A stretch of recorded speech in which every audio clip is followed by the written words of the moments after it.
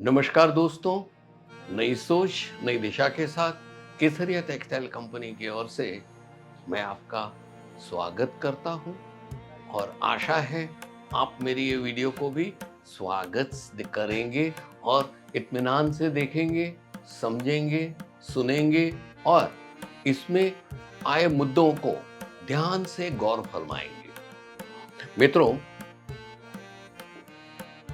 अपना देश 1947 में आजाद हुआ। तब एक छोटा सा मतलब एरिया में बड़ा लेकिन हैसियत में छोटा सा देश था। मेरे दादा, मेरे पापा और खुद मैं आने वाली पीढ़ी को ये बताता हूं कि एक जमाना था कि मैं जब एक 25 किलोमीटर का जो अंतर होता है वो मेरी साइकिल पे या मेरे स्कूटर पे लगाते लगाते मेरे को कितना टाइम लगता था? 25 किलोमीटर सिर्फ मैं अपनी स्कूटर चलाते चलाते मेरे को ज़्यादा से ज़्यादा 1 से 1.5 घंटा लगता था। पूछो क्यों? एक ही चीज़ है, रास्ते बहुत खराब थे।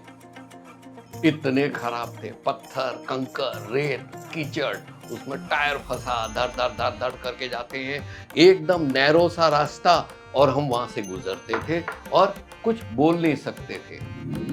तब जाके स्कूल में गए, तब हमको बताया गया कि सरकार इसकी मरम्मत करती है, सरकार इसको रिपेयर करती है, सरकार अलग आपके लिए बढ़िया से रोड बनाते हैं। हम तभी फॉरेन के फोटोग्राफ्स देखते थे, हम विदेशों के रास्ते देखते थे, वहां के बिल्डिंग देखते थे, हम बहुत प्रभावित होते थे। पूछो क्यों? एकदम सुंदर स्वच्छ था। दोस्तों, ये बात आई कि भाई सरकार करेगी रिपेयर, उसकी मरम्मत सरकार करेगी, बिल्डिंग अच्छे सरकार बनाएंगे, हमारे लिए अच्छी स्कूलें, हमारे लिए अच्छे अस्पताल, हमारे लिए अच्छे शौचालय, वो सब कौन देगा? सरकार देगा। ये सरकार क्या है? क्या वो नौकरी करने सुबह जाती है सरकार कि शाम आते ही 1 महीना होते ही उसको जो तनख्वाह मिलता है उससे हमारा रोड रिपेयर करे? नहीं दोस्तों, सरकार को पैसा कौन देता है? आप देखा होगा कि 1947 से आज हो गया हमारा 75 इयर्स बड़ा देश। आप देख सकते हो ये 76 इयर्स, अभी ये अगस्त आ रहा है, हम 76 साल पूरे करेंगे। दोस्तों, ये 76 इयर्स में हमारा देश कहां से कहां पहुंच गया। आज विदेशों के फोटोग्राफ्स या टीवी में कुछ देखने की इच्छा नहीं होती है। हमारे रास्ते देखो, हमारी गाड़ियां देखो, हमारे बंगले देखो, हमारे शौचालय देखो, नीट एंड क्लीन, एकदम सुंदर सा। हर शहर में फ्लाईओवर, सूरत जैसे शहर में तो पूरे हिंदुस्तान में सबसे ज्यादा फ्लाईओवर डबल स्टोरी के सूरत में है। वो कौन बनाता है? सरकार बनाती है। ये सरकार के पास पैसा आता कहां से आके? दोस्तों, मैं नौकरी करता हूं, मेरा प्रोफेशनल टैक्स कटता है एक राशि को कमाने के बाद। वो राशि जो है, वो जो पैसे जो मैं प्रोफेशनल तौर पे देता हूं, वो सरकार की तिजोरी में जमा होता है। ऐसे हर नागरिक 100 रुपये, 500 रुपये, 1000 रुपये ऐसा करते करते पूरा हिंदुस्तान जो नौकरी करता है वो दे देता है वो ट्रेजरी में। आप समझे ना, टंकशाल जिसको बोलते हैं, उसमें दे देते हैं। उसमें जो पैसे इकट्ठे होते हैं उसमें से हमारे शहर की, हमारे देश के रोड हो, हॉस्पिटल हो, बिल्डिंग हो या स्कूलें हो, सबकी मेंटेनेंस होता है, मरम्मत होता है। उसी प्रकार दोस्तों, एक राशि रखी गई है। अगर आपका 40 लाख से ज्यादा साल में टर्नओवर होता है ना, तो आपको सरकार को टैक्स देना पड़ता है। वो टैक्स हम इनकम टैक्स भी भरते हैं, हम प्रोफेशनल टैक्स भरते हैं, एजुकेशन टैक्स भरते हैं, ये सब टैक्स भरते हैं ना, वो सरकार की तिजोरी में जमा होते हैं और वो पैसे हमारे लिए ही खर्च होते हैं। इसका एक एक पाई का हिसाब बजट का जब सेशन चलता है पार्लियामेंट हाउस में तब आपको मिलता है। दोस्तों, आप ये सोचोगे कि आज ये अंतानी ये टैक्स के बारे में क्या बोलना शुरू कर दिया। उसका कारण है दोस्तों, आप केसरिया टेक्सटाइल कंपनी आते हो, इसी प्रकार एक कस्टमर इधर आए थे, उन्होंने बोला नहीं नहीं नहीं, हम जीएसटी नहीं भरेंगे, हमको कच्चा बिल चाहिए। दोस्तों, ये केसरिया जो टैक्स लेता है ना, वो केसरिया की जेब में नहीं जाता है। जैसे मैंने आपको शुरू में समझाया, वो सरकारी तिजोरी में जाता है, जो आपके लिए ही खर्च होता है। कॉरपोरेशन से आते हुए सुबह देखते हो ना, रोज सुबह देखो तो सुबह ट्रैफिक में कचरा उठाने वाली गाड़ियां कितनी गाड़ियां आपके चौराहे चौटाहे, आपके आंगन में, आपके इवन घर में सूखा कचरा, गीला कचरा, ये सब उठाने के लिए जो पैसे खर्च होते हैं वो कौन देता है? आप ही देते हैं, वाया सरकार। आप जो कमाते हो, आप जो खर्च करते हो, उस पे आप टैक्स भरते हो, वो टैक्स जाती है सरकार को और सरकार वो आपके लिए ही खर्चते हैं। आपने देखा होगा 2014 के बाद देश ने कितनी प्रगति की है, क्योंकि ये जो पैसे और टैक्स आप देते हो, इनकम टैक्स हो, प्रोफेशनल टैक्स हो, उसमें कहीं भी किसी प्रकार की गैर व्यवस्था नहीं होती है। सब लिखा पट्टा होता है कि सूरत शहर में आपने रुपया 2500 करोड़ के टैक्स दिए, उसके सामने ये साल में आपने 2400 करोड़ का डेवलपमेंट हुआ, उसमें ब्रिज हुआ, ये हुआ, यूनिफॉर्म हुआ, एयरपोर्ट डेवलप हुआ, रेलवे स्टेशन डेवलप हुआ, ये सब हो रहा है। आप 2014 से देखते हो, पहले गैर व्यवस्था थी, उसकी बात हम नहीं करेंगे, क्योंकि पैसा चीज ही ऐसी है, आदमी के मुंह में पानी आ जाता है। सेठ मेरे को बोलता है कि ये ले 100 रुपए, तू पेट्रोल भरा क्या मेरी गाड़ी को, मैं क्या करेगा?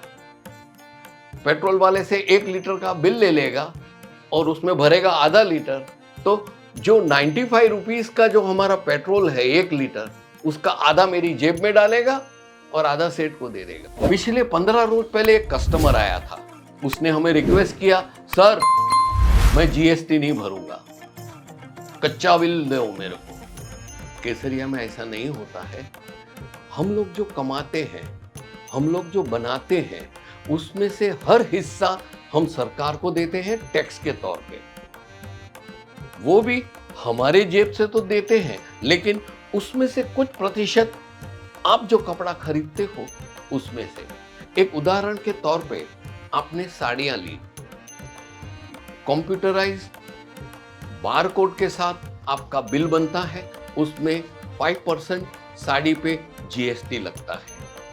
100 रुपए की साड़ी ली तो उसका 5% जो हम आपसे चार्ज करते हैं ना, वो 5% केसरिया नहीं रखता है, सरकार की तिजोरी में जाता है, ताकि सरकार वो आपके पैसे से आपका ही कुछ कल्याण करे।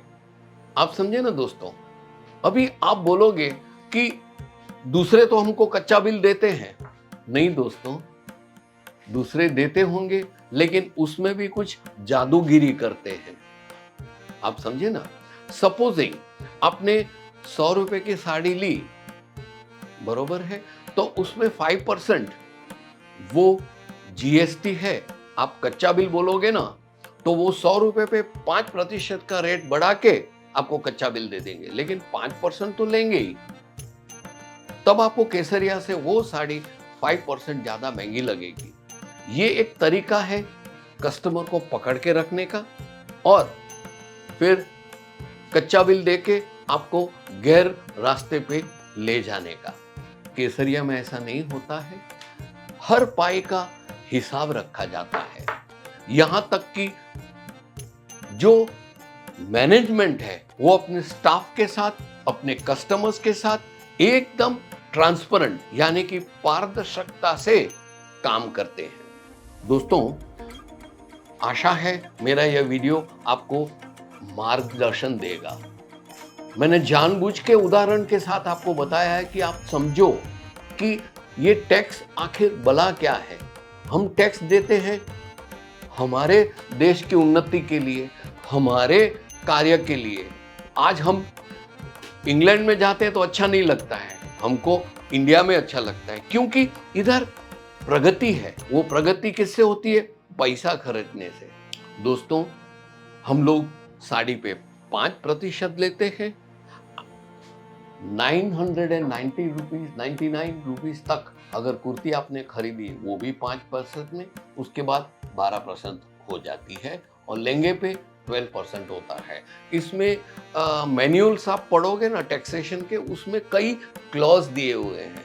अगर वो सिलाई की हुई कुछ चीज़ है तो जीएसटी बढ़ जाता है, साड़ी में कुछ नहीं होता है तो 5%। उसी प्रकार हर चीज़ का, आप मोबाइल फ़ोन लेने गए, आप नई कार लेने गए, आपने अपना नया फ्लैट लिया, यहाँ तक कि आपने चप्पल जूते ली, वहाँ सब में टैक्स तो देना ही पड़ेगा, चाहे कच्चा बिल लो या पक्का बिल हो। दोस्तों, आपका इस मुद्दे पे साथ सहकार की हम अपेक्षा रखते हैं कि आप भी हमारी तरह पॉजिटिव सोचो, नई दिशा, नई सोच के साथ, ताकि हम न केवल हमारी प्रगति पाएं, लेकिन पूरे देश, पूरे भारतवर्ष को और आगे लेके जाए और दुनिया की चोट पे हम बता सके, दुनिया को डंके की चोट पे बता सके कि हिंदुस्तान बढ़ रहा है। कैसे? मैं और आप जब टैक्स देंगे तब ना। चलो दोस्तों, आज का वीडियो इतना काफी है, लंबा हो गया, लेकिन जरा समझ के ध्यान से मैंने आपको समझाया है।